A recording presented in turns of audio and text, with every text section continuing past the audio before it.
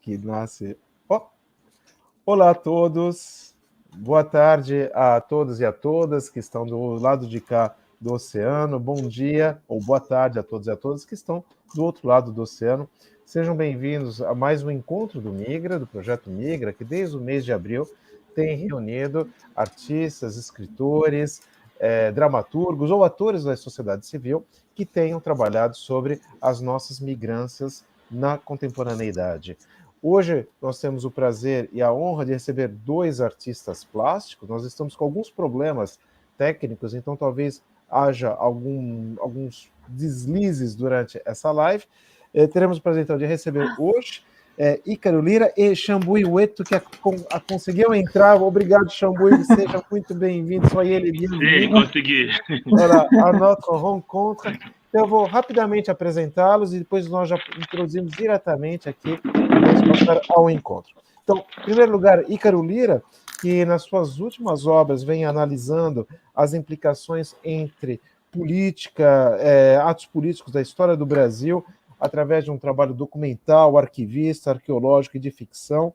São exposições que muitas vezes se assemelham a verdadeiros museus, reunindo fragmentos esquecidos, produzindo toda uma relação diferenciada com os objetos e com os espaços em que elas se inserem, e também com diversas linguagens, uma vez que o trabalho de Ícaro não só é realmente um trabalho, vamos dizer, do artista plástico tradicional, mas além das exposições, nós temos livros, oficinas, debates e as suas caminhadas. Ícaro Lira, em 2013, recebeu o Prêmio de Honra ao Mérito, Arte e Patrimônio do IFAM.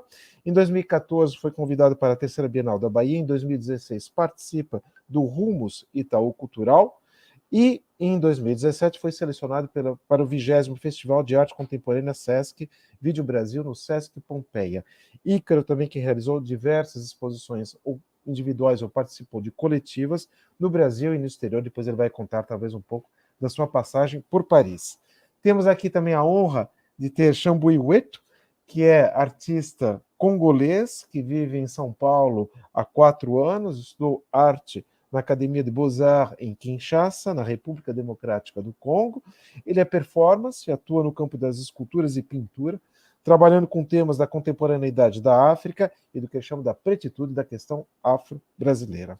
Aborda assuntos diversos através de suas performances e narrativas sobre experiências da diáspora e da situação do negro no mundo, e atua, então, no Brasil desde 2014, com diversos eventos em São Paulo e também no litoral de São Paulo. E, mais uma vez, tenho o prazer de ter aqui comigo Lara Bourdin, que já fez parte de diversas lives. Lara, que tem mestrado em artes plásticas pela Universidade de Montreal, que também tem mestrado em literatura pela Universidade da Sorbonne, que atualmente é doutoranda em estudos latino-americanos na McGill, na Université de Montréal, trabalhando com artes modernas e contemporâneas e, é claro, questões vinculadas às migrações e às mobilidades. Então, é uma apresentação bastante curta, porque nós queremos, sobretudo, ouvir aqui os artistas convidados, e eu deixo a palavra aqui com Lara, que fará a primeira pergunta a Chambui e a Ícaro. Vamos falar em português e francês, donc ça va être encore une live en portugais et en français, pour que aussi bien les Brésiliens puissent apprécier, et éventuellement donc un public qui se trouve actuellement en Afrique. Lara, por gentileza. Obrigada, Léo. Bom dia a todos, bom dia a todas, bonjour à toutes et à tous. Mais uma vez, uma honra e um prazer estar aqui com vocês. Então, vou já encaixar com a primeira pergunta, que é sobre o projeto Museu do Estrangeiro. Com esse projeto, vocês propuseram uma museografia, ou uma museificação alternativa da história da imigração para o Brasil e de outras migrações também dentro do próprio país. Eu vou só lembrar, e a gente vai ver umas imagens daqui a pouco, que essa instalação foi apresentada inicialmente em 2015 na Oficina Cultural Oswald de Andrade, em São Paulo, com curadoria de Marta Mestre, e depois foi retomada em 2017 no âmbito da Vídeo Brasil, no Sesc Pompeia, em São Paulo. Então, nessa instalação, vocês apresentam o que a gente poderia chamar de uma narrativa a contrapelo desse eixo constitutivo da identidade nacional, que é a questão da migração. Ícaro, você trabalhou principalmente a partir de arquivos, enquanto o Xambui, você se inseriu fisicamente no espaço museográfico com a performance Ndila Wamakassa. Então, eu gostaria de convidar vocês a falar um pouco mais desse projeto para a gente, do processo de criação e depois de realização da instalação. Talvez o Ícaro possa falar um pouco de como que surgiu a ideia e de Xambui, e Xambui pode falar de que lhe chamou a atenção com esse projeto, como se deu a sua participação. Alors, juste brièvement en français, je voudrais vous inviter à parler d'abord du projet Le Musée de l'Étranger, o Museu do Estrangeiro, qui a d'abord été présenté donc en 2015 et ensuite en 2017 avec la participation de Xambui Weto, no Sesc Pompeia de São Paulo. Et j'aimerais qu'on parle tout d'abord du processus de création et de réalisation de cette œuvre. Qu'est-ce qui vous a inspiré? Pourquoi un musée aussi? Et pourquoi participer à cette œuvre qui prend comme source l'idée du musée de l'immigration? Voilà. Qui commence? C'est moi ou c'est Icar? Como vous voulez. Xambui. Xambui, alors, peut-être. Bon, premièrement, je remercie tout le monde qui sont ici et tout le monde qui nous suit à ce moment ici. Je ne vais pas retourner pour que Léonard déjà vient de nous présenter déjà. Bon, ceux qui viennent d'entrer, qui viennent de se connecter maintenant, moi c'est Xambui Weto, artiste et plasticien de la République démocratique du Congo. Donc, je suis ici à São Paulo, il y a cela, ça fait déjà 6 ans que je suis ici.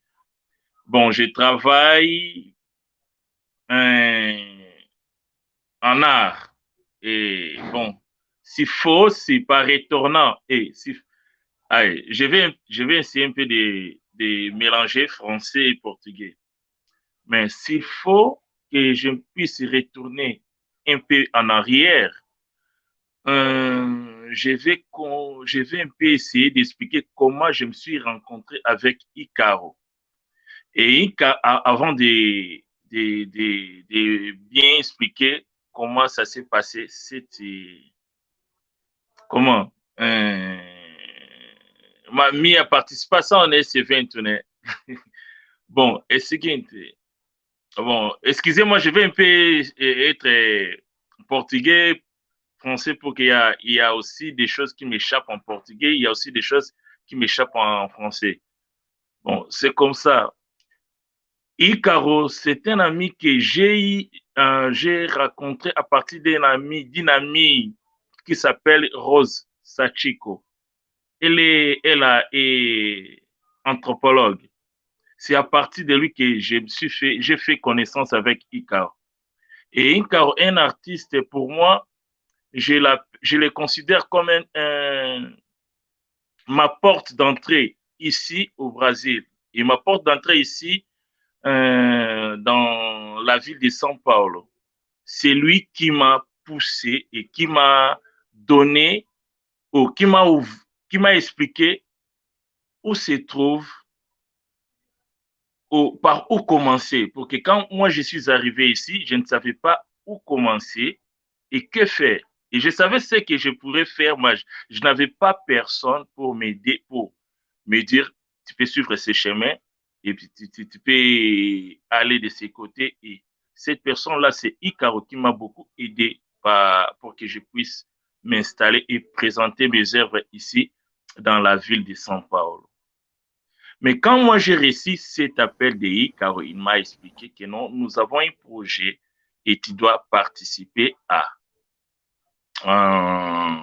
dans vidéo Brasil, né? Au Museu do Estrangeiro. Et j'étais tellement content de présenter mes œuvres là-bas. C'était pour la première fois, que je reçois cette invitation-là à partir de Ícaro. Mais on connaissait, quand nous nous sommes connus, ont participé. C'est lui qui m'invitait. Il y a des fois des réunions des artistes. Il faut venir participer, connaître d'autres artistes, faire la visite avec d'autres artistes, connaître comment ça se fonctionne, notre monde artistique ici au Brésil. C'est Icaro qui m'a invité. C'est lui qui m'a donné comment je peux dire ça en français, cette envie-là. Donc, je manque même des mots pour expliquer ça. Revenons. Et quand je suis allé là-bas, quand il m'a expliqué comment ça va se passer, et je me suis préparé à présenter, j'avais fait une installation là que j'avais surnommée comme chemin au camion du refuge, et j'étais un camion du refuge, et il y avait l'autre performance que j'avais fait, qui avait pour titre un Njila Wamakasa. Un Njila Wamakasa qui est dans ma langue maternelle. Ma langue maternelle, c'est Chiluba. Ok, moi, je suis du Congo, mais de la région du Kasaï oriental. Je suis Zemuluba. Et chez nous, on parle la langue Chiluba. Et dans ma langue, que j'ai puisé ces noms-là, Njila Wamakasa, qui signifie aussi, bon, je ne sais pas cette expression en français, s'il ne faut pas traduire en français, en português também foi pouco difícil para mim. O caminho, caminho em pé, e caminhando em pé, Njila Wamakasa, caminhando em pé, et foi à partir de... Ce sont des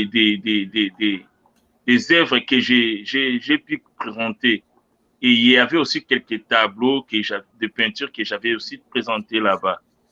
C'est un peu ça, là. Je ne sais pas si je me suis fait comprendre. Super, mais tout à fait, c'était extrêmement clair. Je vais peut-être juste traduire vers le portugais, à moins que tu veuilles traduire toi-même.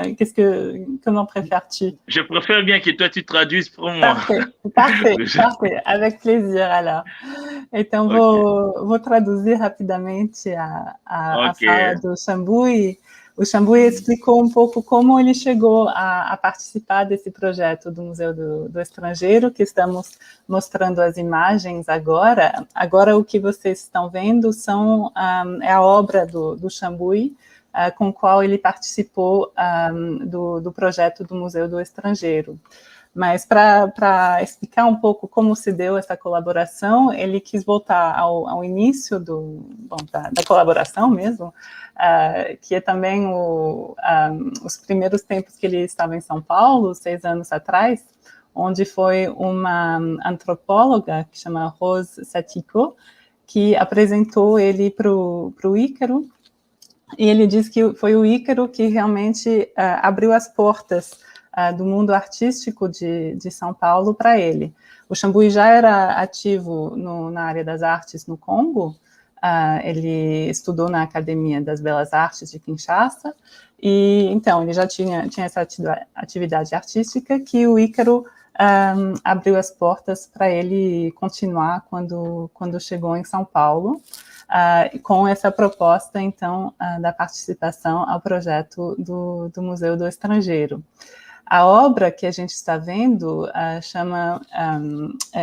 tem um título em Chiluba, que é a língua da região do Kasaï Oriental do Congo, e o título é Njila Wamakasa. E a tradução aproximativa que a gente poderia dar é o caminho, eu acho, né? O caminhando, algo assim. E é isso, acho que foi isso. Talvez, Ícaro, você possa falar da sua perspectiva, como o conceito do Museu do Estrangeiro surgiu, e também como essa proposta colaborativa se deu. Sim. Obrigado, Lara. Pode voltar para as primeiras imagens, por favor. E, bom, queria agradecer a você, Lara, ao Leonardo, pelo convite, e estou muito feliz de estar dividindo essa mesa com o Xambuiú, querido amigo que, pelas coisas da vida, enfim, por tudo, a gente já tem um tempo que a gente não se vê, mas sinto muita saudades de quando a gente convivia e, enfim, quando a gente trabalhou juntos. E fiquei tocado com a sua fala também. Bom, O Museu do Estrangeiro, eu vou contar um pouco de como ele surge até chegar no projeto do Vídeo Brasil que o Chambuiu participou. Em 2014, eu tinha feito um longo trabalho na Bahia, na região de Canudos, dentro da Bienal da Bahia, e esse trabalho foi apresentado dentro do Arquivo Público em Salvador. E findando esse processo em Canudos, que eu cheguei a morar durante algum tempo lá, eu fui para São Paulo, voltei para São Paulo, e fui morar no Bom Retiro, no centro de São Paulo, que é um bairro que tem uma grande comunidade de imigrantes, assim, principalmente da Coreia, da Bolívia, enfim, mais recentemente do Paraguai também. E no Bom Retiro, eu comecei a participar de um grupo de estudos que faziam parte da Marta Ramos Esquerdo, a Cláudia Ponga, enfim, curadoras que são da Espanha, mas viviam em São Paulo naquele momento, e a gente visitou um dos objetos de estudo, foi o Memorial da Imigração, antigo Memorial da Imigração, hoje Museu da Imigração no Brás, em São Paulo, que era a antiga hospedaria central, que é onde chegavam os estrangeiros chegavam em São Paulo e ficavam de quarentena até serem encaminhados para postos de trabalho, assim, né? E dentro da expografia desse museu, um museu do governo do Estado, né, um museu feito durante o governo do PSDB, no governo do Alckmin. É um museu que, basicamente, ele fala de 2 ou 3 grupos de estrangeiros que, entre aspas, dentro dessa ideia, formaram a cidade de São Paulo: os italianos, os alemães e os japoneses. Então, eu comecei a trabalhar ali dentro daquele museu, pesquisando, porque ele também tem um arquivo, e estando morando no Bom Retiro, no centro, e convivendo com aqueles outros grupos, notadamente os bolivianos, e depois, em um segundo momento, com os haitianos. Tá boa a minha conexão?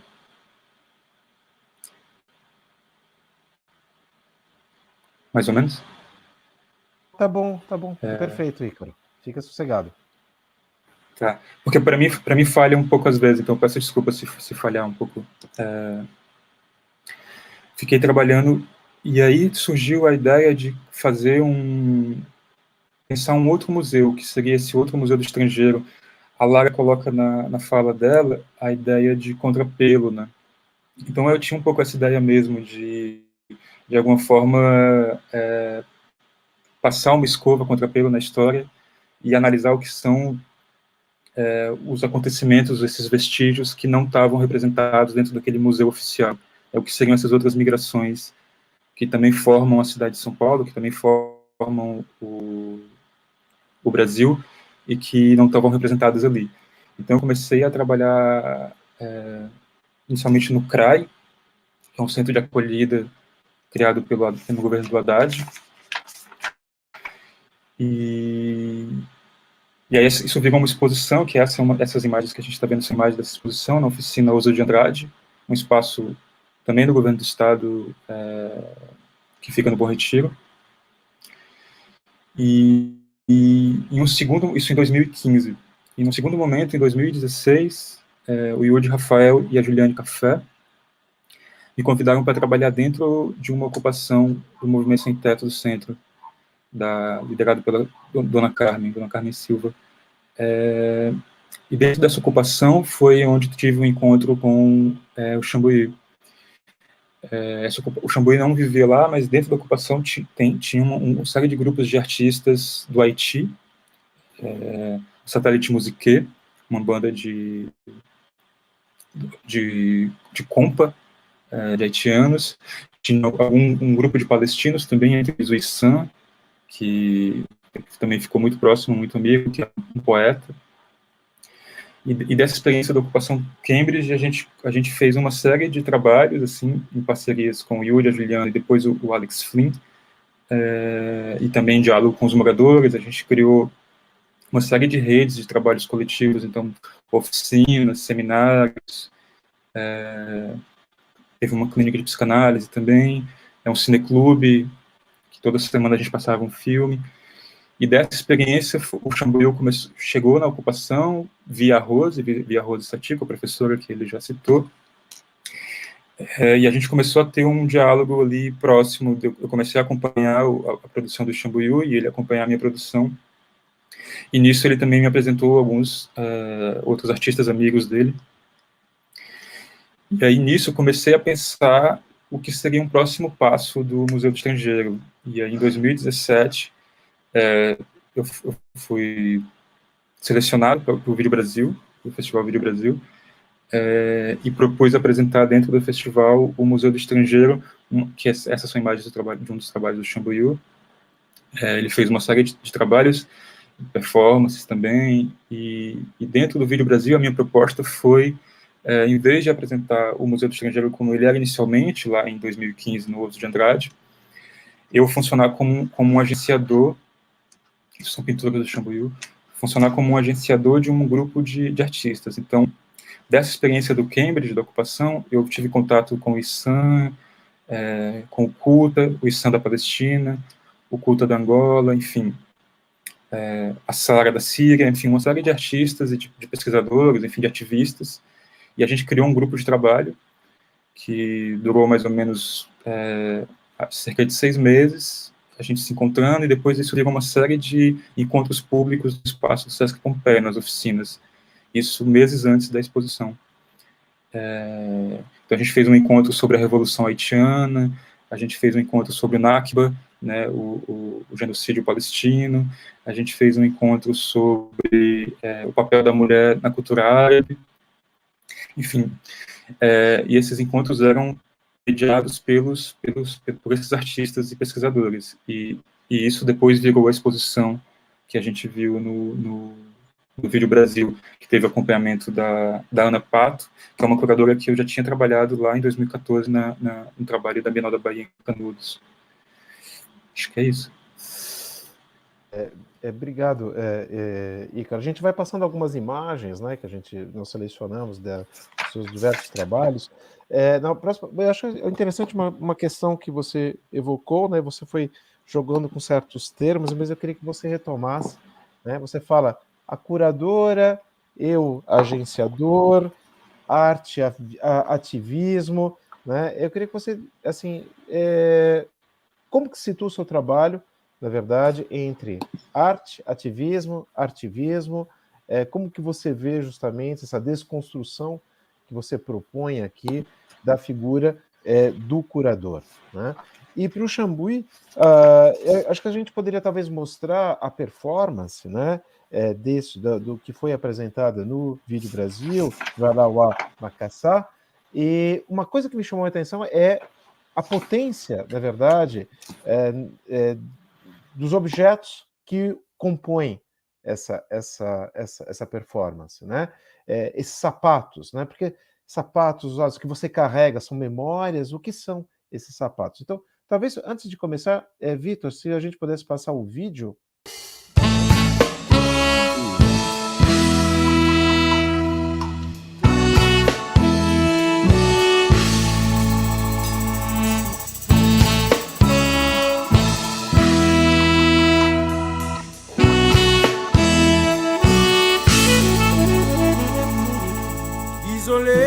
J'étais abandonné, sans emploi, sans issue, mais avec un cœur armé du courage, vêtu de l'espoir, en espérant qu'un jour ça va aller. Isolé, rejeté, abandonné, sans emploi, sans issue, mais avec un cœur armé du courage, vêtu de l'espoir, en espérant qu'un jour ça va aller.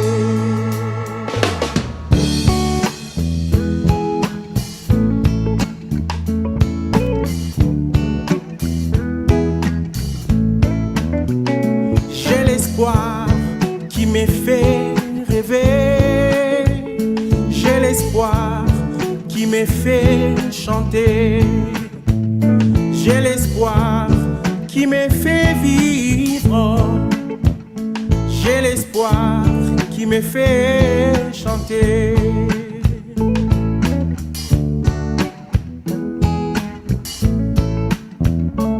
Optimiste, je suis, j'y resterai. Le désespoir est bien loin de moi. Armé du courage, je me battrai. Même si ça ne va pas, j'ai l'espoir. Optimiste, je suis, j'y resterai. Le désespoir est bien loin de moi. Armé du courage, je me battrai. Même si ça ne va pas, j'ai l'espoir. J'ai l'espoir qui me fait rêver. J'ai l'espoir qui me fait chanter. J'ai l'espoir qui me fait vivre. J'ai l'espoir qui me fait chanter.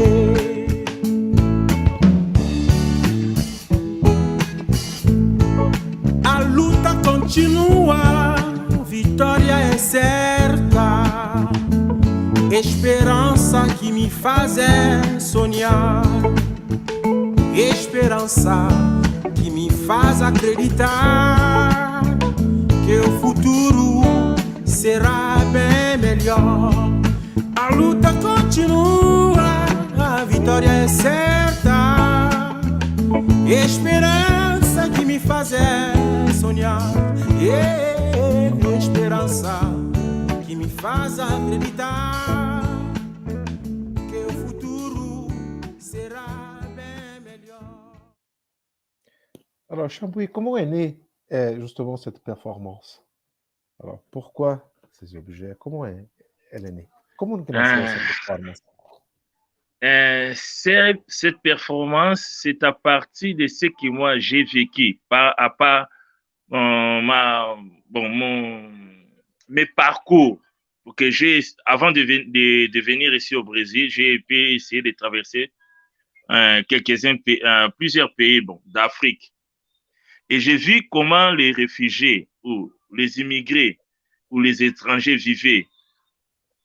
Et ces douleurs-là, et à partir de ça que j'ai pu construire ou faire cette performance pour un peu et expliquer ce que moi j'ai pensé concernant les immigrés, les réfugiés, les étrangers. C'est vivre dans un pays étranger, c'est difficile. C'est difficile pour nous qui venons d'ailleurs et plus difficile pour des Noirs qui viennent s'installer dans un pays où il y a des Blancs. C'est trop difficile. Et à partir de ça que j'ai pensé faire cette performance qu'il faut intituler Gilawa Makassa. O Chambouy, então, conta, na verdade, como nasceu essa performance, e ele fala que, na verdade, essa performance nasceu do próprio percurso. Como nasceu?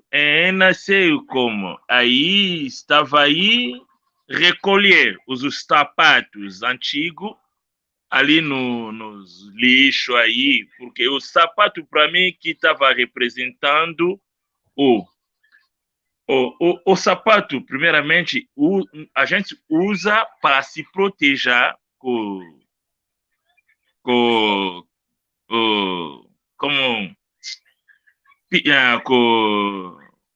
se protéger pour les saletés, les maladies transmissibles que vous pour.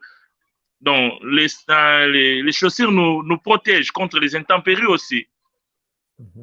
Et à partir de ça, j'ai pensé, non, il faut recollir des sapatos. Et si tu observes bien, si vous observez très bien, vous allez voir, j'avais une bougie sur ma tête qui signifiait l'espoir que ça va, que tout ira, tout va, comment on dit ça en français, que de tenir bon, que tout ça sera bien, tout ira de bien. Je ne sais pas si je me complique. Et il y a aussi des journaux, j'ai pu essayer mettre des journaux et qui signifie justement des messages que nous passons et d'autres messages sont captés et d'autres messages ne sont pas captés. Et puis, vous allez voir, j'avais une valise sur moi et tout immigré, tout réfugié et tout, les valises qui représentent type un emballage ou un bagage, ou cervelle,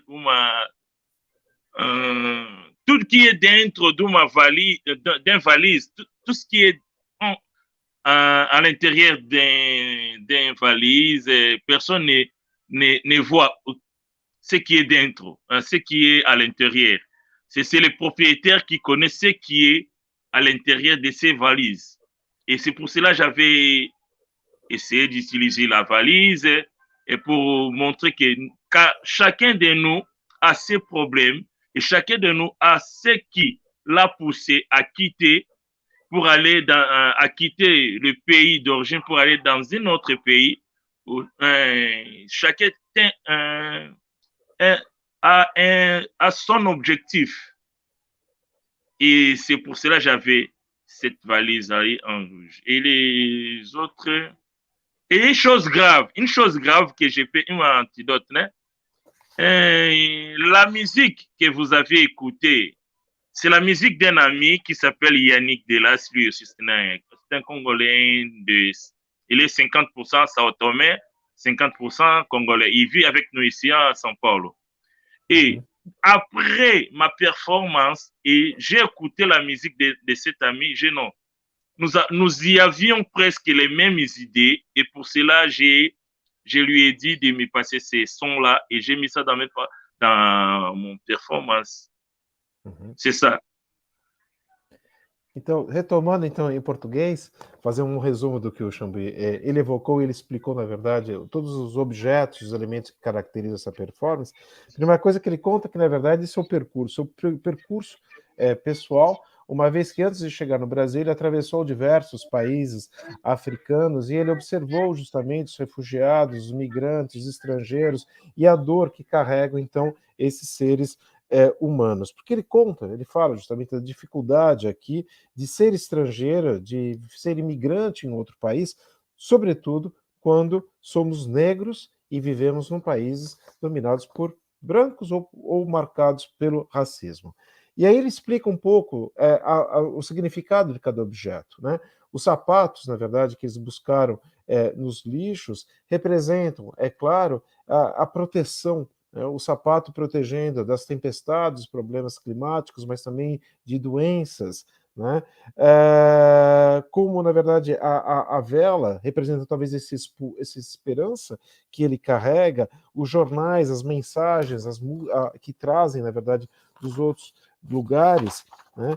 E a música que é de um amigo santomense congolês, né? Que praticamente, vamos dizer assim, era trazer esse mesmo aspecto aqui da sua performance. Voilà, c'était un résumé pour expliquer. E Ícaro, justamente, quer dizer, é um trabalho coletivo, você trabalha muito nessa noção de coletividade, né, depois da experiência do Cambridge aqui. Então, retomo mais uma vez.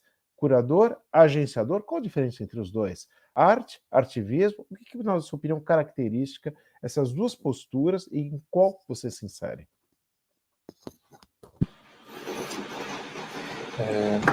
Obrigado, Léo. O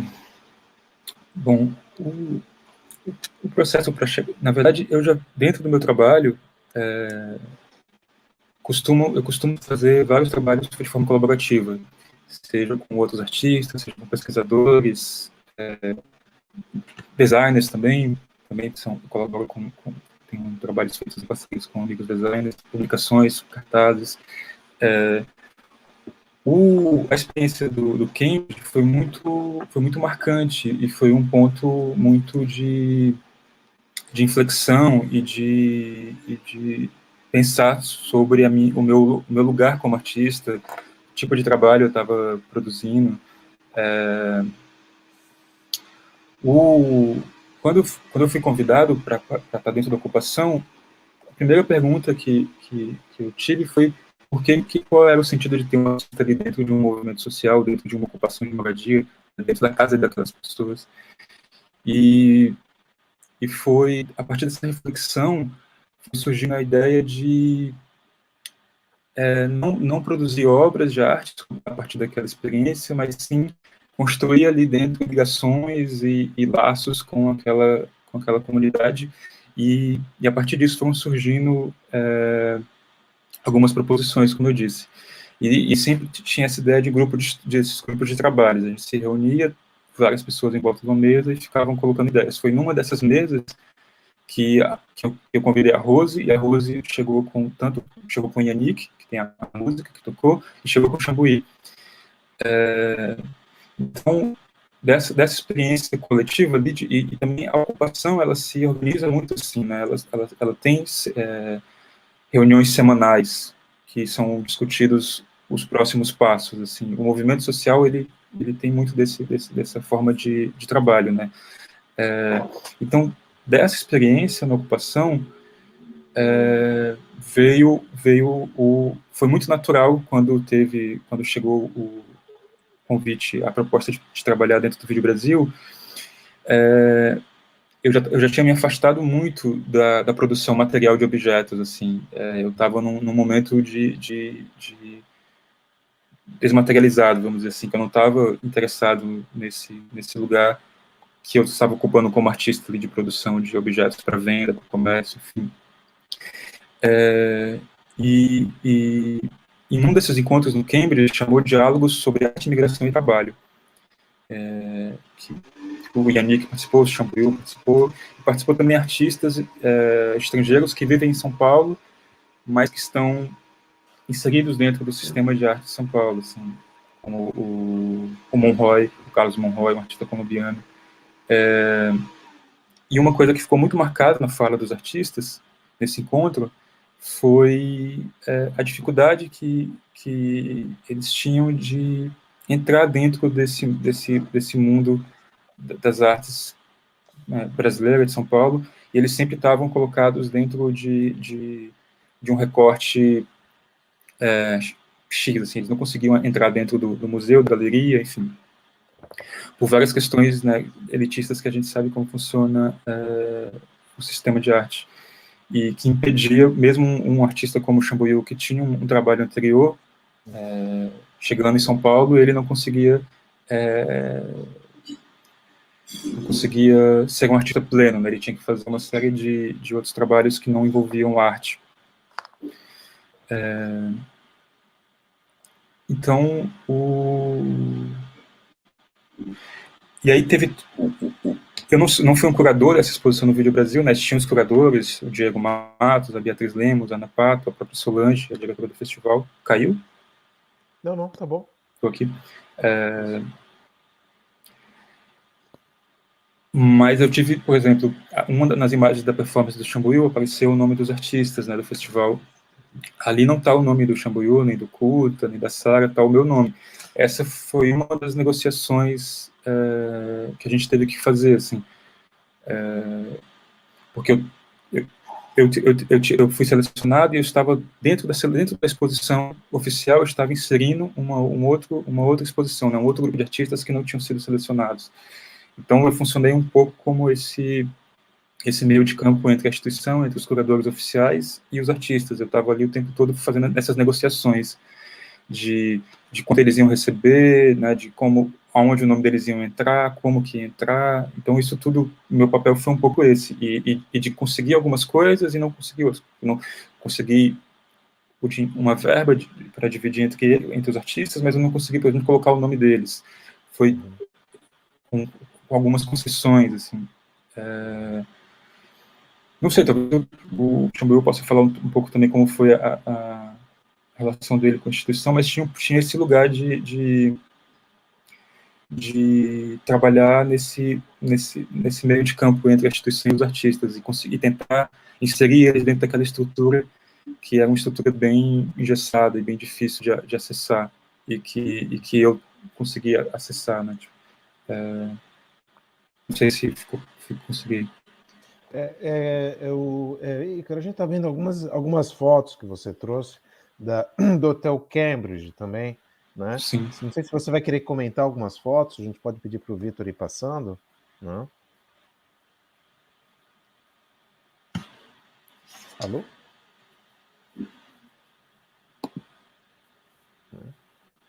Quer dizer, que mostra bem essa questão desse trabalho coletivo, trabalho colaborativo e essa relação, como você disse, entre o social, né, entre um ativismo e um artivismo, né?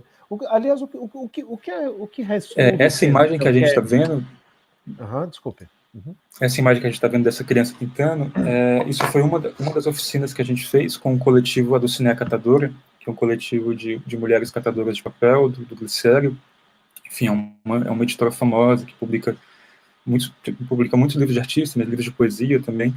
A Dulcineia deu uma oficina durante alguns meses dentro da ocupação, a Lúcia Rosa, e isso virou duas publicações. Uma que a Lúcia Rosa mesmo fez, uma espécie de dicionário com verbetes de dicionário feitos pelos moradores para palavras-chave como casa, como luta, e uma outra publicação que aí eu fiz junto com Edições Aurora e a Dulcineia, um pouco mostrando como foi todo esse processo de ocupação com os colaboradores. E um dos colaboradores foi o Issam, esse poeta da Palestina.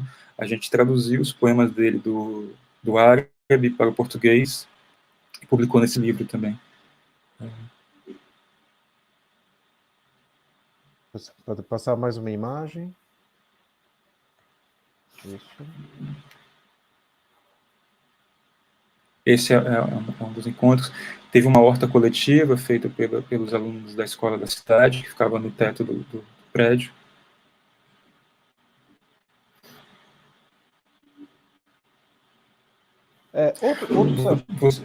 Você perguntou mais cedo, né, antes da gente entrar online, como que ficou a ocupação, né?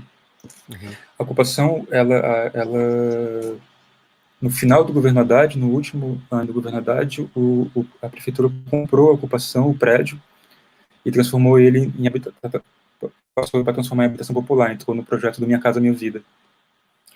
E recentemente eu estive em São Paulo e o prédio está no fim dessa reforma do Minha Casa Minha Vida, e aí vai ser distribuído, vai ser, né, colocado para os moradores, assim, para a moradia popular.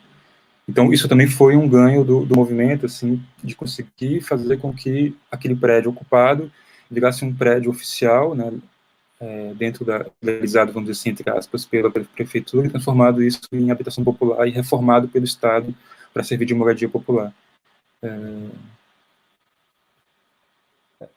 Assim, o Cambridge marcou história, né? Eu acho que, do ponto de vista até cultural, não só da questão do ativismo social no Brasil, né? Se a gente pensar que, bom, tem o Julian Fuchs também que passa por lá, tem o trabalho magnífico da Eliana Café, que também, aliás, vão estar no Projeto Migra, né? Que não são somente testemunhos, mas falam, né? Disso. Desculpa, fala. O Issam, inclusive, esse poeta palestino que eu estava te falando, ele é um personagem quase principal do filme da Eliane, assim, ele é eu acho que no filme ele chama Issam também. Então, eu acho que sim. No Hotel Cambridge. Obrigada, Ícaro. Bom, infelizmente, eu acho que a conexão do Xambui caiu. Vamos torcer para que ele volte em breve, mas, bom, são problemas técnicos, né? Talvez a gente possa abrir um pouco para os seus outros trabalhos. Você tem uma obra muito, muito ampla, com vários projetos, inclusive vários que surgem, de certa forma, de seus próprios caminhos pelo Brasil, muito, muito no Nordeste. Então, o Xambui evocou um pouco essas questões da caminhada, como o trabalho dele surge da caminhada, mas talvez você também possa comentar essa vertente da sua obra, qual a importância dos seus caminhos no seu trabalho, e talvez comentar algumas das suas obras. Estou pensando em Desterro, por exemplo, e outras.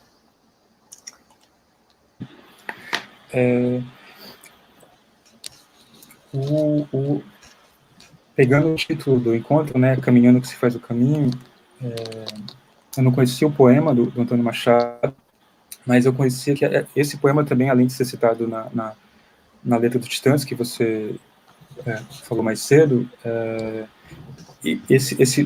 essa frase, essa estrofe está dentro de uma música do Belchior também, que é um cantor aqui do Ceará, enfim, um cantor que ficou muito mítico depois da morte, né, pelo desaparecimento dele, e que também, de alguma forma, era um caminhante, né, caminhou os últimos anos da vida, ficou caminhando, fez essa grande obra final, vamos dizer assim, que foi desaparecer. Essa frase está dentro de uma música dele de 78, que chama Brincando com a Vida. Que tem aqui, eu peguei um trecho que ele fala. Cadê?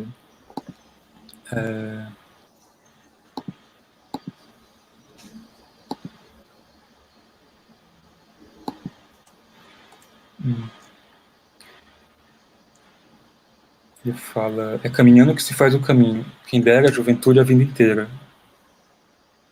Vida, minha vida adolescente companheira, a vertigem, o abismo me atrai. É esta brincadeira, eu estou sempre em perigo. O dia D, a hora H, a corda bamba, o bang, o clique do gatilho. Vida, agora eu te conheço. Se a minha vida é sempre por um triz, se eu vejo correr uma estrela no céu, eu digo: é caminhando que se faz o caminho. Então, o Belchior, ele tinha muito isso a obra dele está cercada de citações à poesia, né? E fiquei feliz de encontrar esse poema do Belchior, que é uma figura importante enfim, na minha formação como artista. A caminhada, eu acho que é essencial, assim. Deixa eu ver se eu tinha anotado aqui algumas coisas também. São a ideia de deambulação, de deriva, todas essas ideias são muito caras para mim, e as obras, elas são produzidas muitas vezes nesses percursos, nesses caminhos, tipo, nesses trânsitos, muitas vezes dentro em um quarto de estrada, de beira de estrada, em um ônibus, em um carro, pensando, e a montagem deles se configura também um pouco dentro desse contexto, se configura muitas vezes dentro do espaço expositivo. Então, é uma montagem que vai acontecendo enquanto ela está sendo dentro do museu, dentro da sala de exposição. Muitas vezes esses objetos, essas obras, elas não têm um corpo fixo, um corpo final.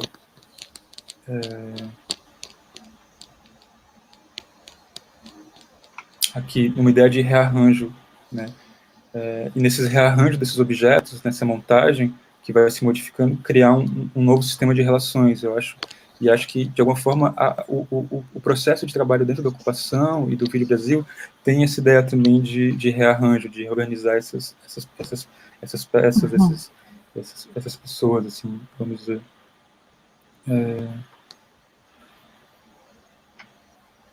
Eu concordo plenamente. Eu tive a chance de ver sua exposição em Paris no ano passado, e eu posso confirmar absolutamente para os nossos espectadores que a experiência da exposição se dá realmente pelo caminho em torno do espaço expositivo. Você vai se confrontando com objetos que são visivelmente muito, muito bem selecionados, mas que talvez você não saiba exatamente o que carregam. E é no decorrer da caminhada pelo espaço que as conexões vão se criando. É uma coisa para se viver, realmente. É isso, e acho que também tem essa experiência Desculpa, Léo, pode. Não.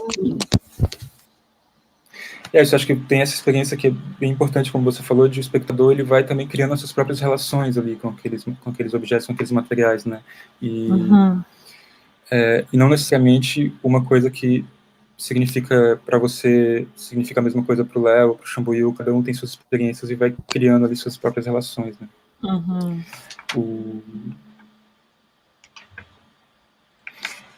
Eu tinha separado também um pequeno texto que eu acho que dá um pouco uma conta disso, assim.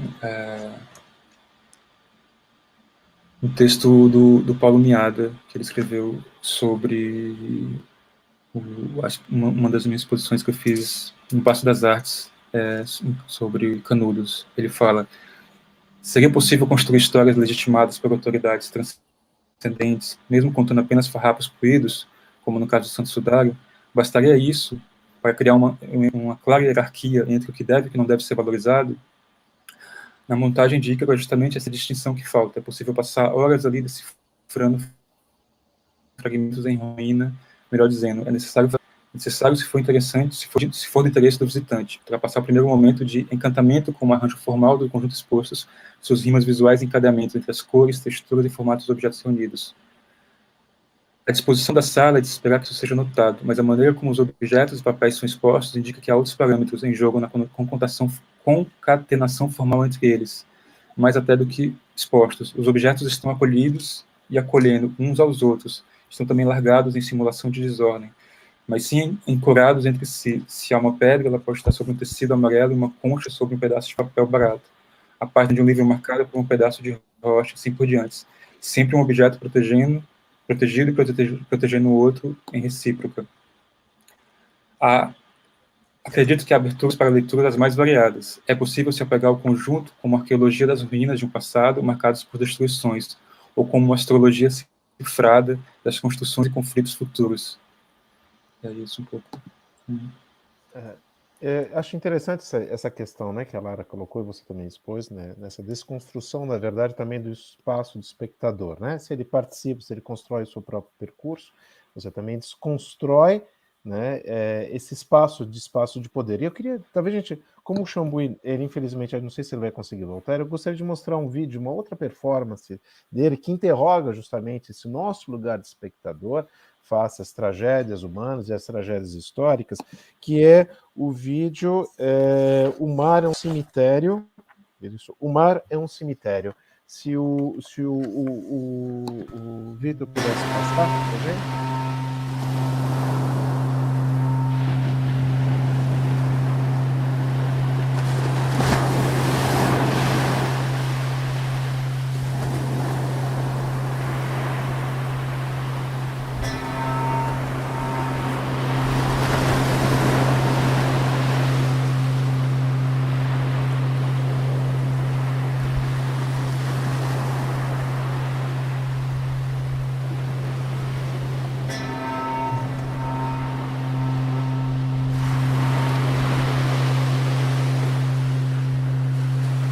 ebale ezalaki mongwa te, mpinzoli nde ebongoli yango mongwa.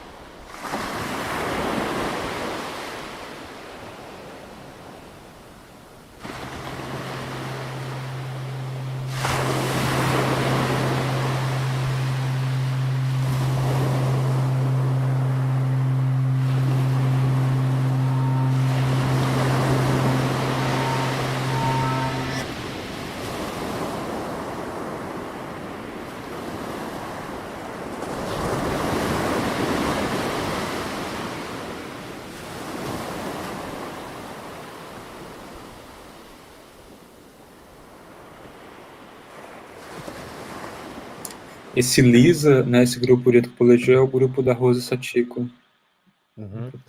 Interessante aqui como ele trabalha com a dissonância, né? Dissonância temporal, porque a gente tem aqui, na verdade, como uma sugestão do tempo da escravidão, mas uma sugestão também da questão dos refugiados, que são esses outros escravizados, e me parece que também a dissonância, me parece que é um pouco um dos eixos do teu trabalho, né? Nos objetos, por exemplo, facas, objetos de corte, né?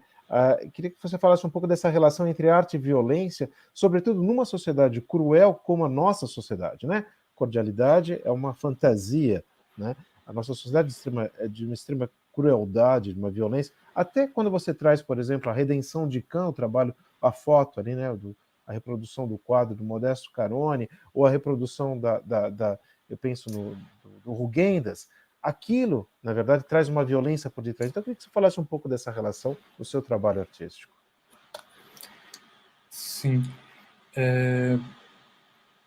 quando você me mandou essa pergunta, eu fiquei muito pensando nessa ideia das facas, né? Porque são realmente são presentes, assim, e dessas imagens de violência.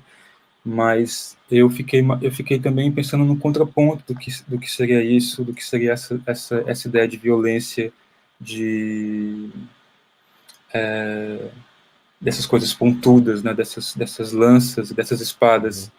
E aí me veio um texto que tem me acompanhado já durante um tempo, da Ursula Le Guin, A Teoria da Ficção como Sacola, que foi traduzido recentemente para o português pela Paloma Duarte dentro de uma revista que chama Presente. Eu tinha lido esse texto antes de fazer, quando eu estava montando a exposição do Leções da Pedra, que vocês viram em Paris. Uma amiga artista, Sofia Caesa, me apresentou esse texto, ela mesma traduziu e me mostrou. E nesse texto da Úrsula, ela fala um pouco fazendo um contraponto a essa história, vamos dizer assim, oficial, né, dessa violência, dessa história oficial violenta das armas, das facas e das lanças, para pensar uma história pré-histórica do que seria um contraponto a isso, que seria a coisa da coleta, né, da pessoa pré-histórica que trabalha com a coleta de objetos, de alimentos, né, enfim, o coletor de alimentos. E aí, pensando nessa coisa de uma ideia, de uma coisa que contém a outra, né, das redes. Então, pensando que o primeiro dispositivo cultural, a primeira, vamos dizer assim, invenção, não foi a lança ou a espada, né, foi um recipiente, foi uma cesta de coleta. Eu acho um texto super bonito, e eu queria também ler um trechinho que eu selecionei aqui dela, da Úrsula, se eu achar aqui. Se um traço de humanidade, colocar o que se queira, porque é útil, é comestível ou belo, em uma bolsa ou cesto, um pouco de casca ou folha de árvores, ou uma rede tramada com seu próprio cabelo, o que for. Então levar para casa com você, sendo a casa uma variação maior, uma espécie de bolsa ou sacola, um invólucro para pessoas. Depois você pega e come ou compartilha, ou guarda para o inverno em um recipiente mais sólido, ou coloca na bolsa de medicinas, ou no altar, ou no museu, ou no lugar sagrado. Espaço que contém o que é sagrado, e no dia seguinte você provavelmente vai fazer mais ou menos a mesma coisa. Se fazer isso é humano, se for isso necessário, então eu sou um ser humano. Afinal das contas, alegre, inteiro e livremente, pela primeira vez.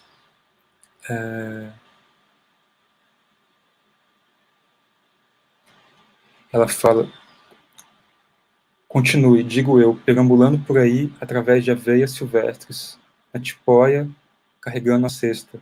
Continue, contando como o mamute caiu no Bob, ou como Caim fez cair Abel, ou como a bomba caiu em Nagasaki, ou como a gelatina fervente caiu sobre aldeões e como os mísseis cairão sobre o império do mal, todos os outros passos na ascensão do homem. Então, na verdade, eu pensando em falar não das lanças e das facas que está presente no trabalho, mas pensando numa coisa que também está presente muito no trabalho, que são essas redes, que são esses invólucros, que são esses panos, esses tecidos que estão sempre protegendo os objetos, ou que os objetos estão apresentados um dentro do outro.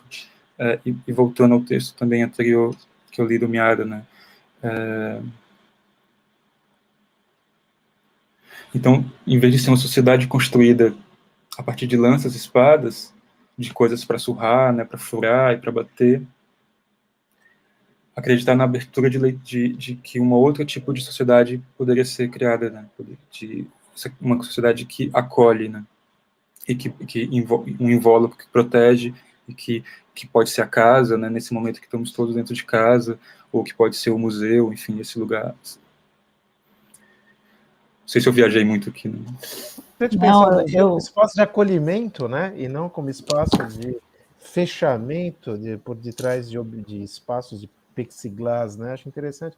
A obra de arte sendo acolhida, né? Acho interessante isso. Lara, talvez a última pergunta, né? Eu tô tentando formar uma pergunta, na verdade, porque eu tô lembrando das obras que você expôs em Paris, onde, na verdade, a gente vê muitas vezes uma pedra, então esse objeto que a gente colocou como um objeto potencialmente violento, mas efetivamente que se coloca dentro de uma rede, dentro de uma sacolinha feita por rede. E agora que eu ouvi o texto da Ursula Le Guin, e que eu estou escutando você, eu estou entendendo essa noção de acolhimento que me parece muito, muito, meu Deus, como se diz em português? Frutuoso. Frutuosa. Frutuosa, obrigada. A palavra, a gente inventa. Pois é, frutuosa para pensar a contemporaneidade. Na verdade, eu pretendo escrever sobre esse tema na minha tese de doutorado, e eu, talvez só para fechar, e para pegar um pouco uma carona no que você estava dizendo alguns momentos atrás, como você vê o espaço da arte como um espaço de potencial acolhimento, e como que talvez a relação entre o espectador e a obra de arte, que é uma relação que você visivelmente trabalha muito, ou pelo menos está pensando muito, como que essa relação dentro do espaço expositivo pode talvez nos abrir para outros tipos de relações na nossa sociedade.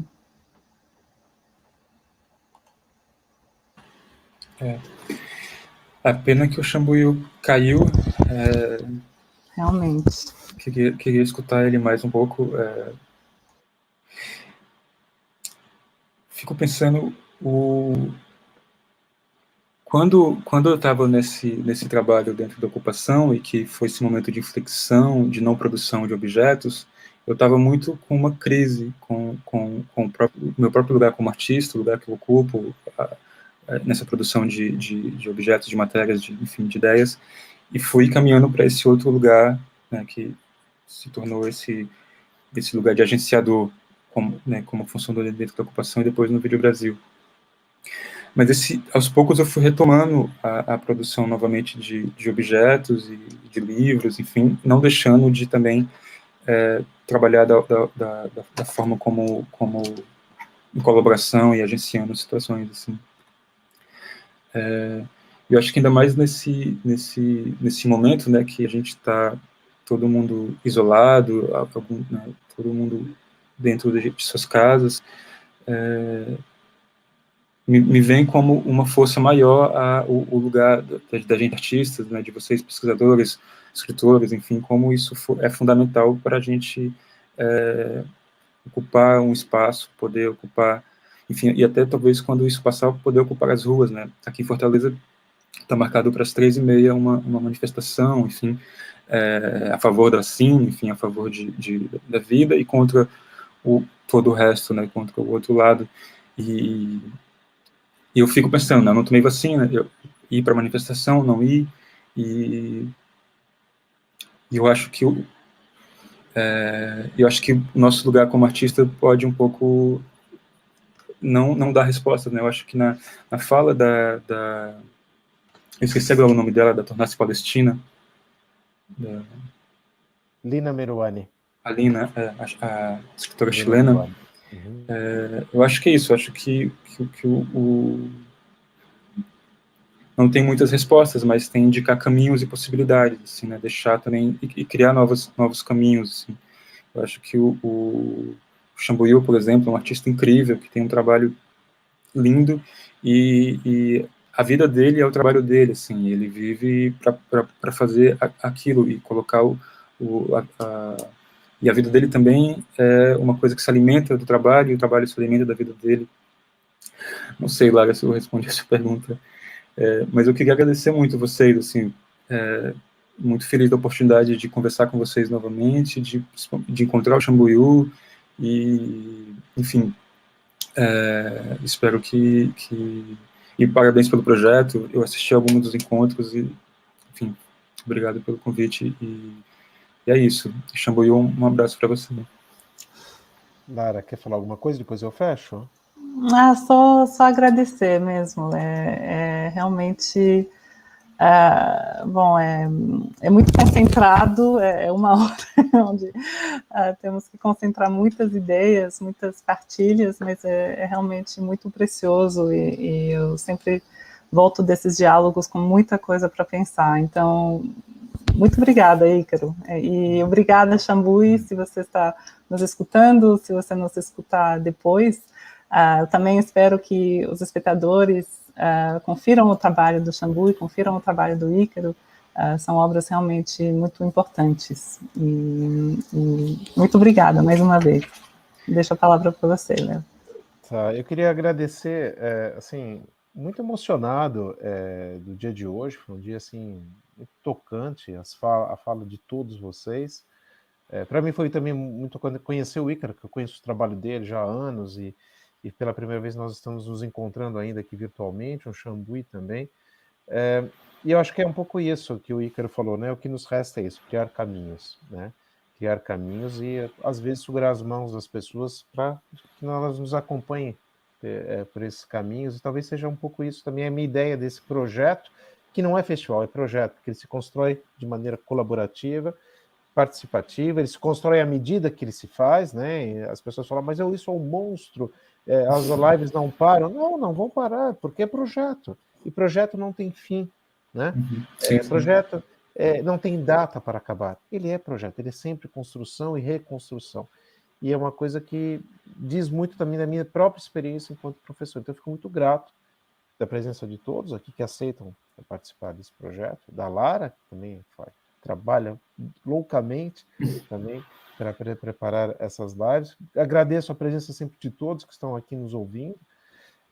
E dizendo que então nós finalizamos agora os encontros do mês de junho, mas daqui 10 dias voltamos para os encontros do mês de julho, que serão mais reduzidos, uma vez que a partir de metade de julho também marcaremos uma pausa e voltaremos então em setembro. Então, muito obrigado, agradeço a generosidade realmente de todos e digo então, até mais, até o mês de julho agora. Tchau, gente. Obrigado.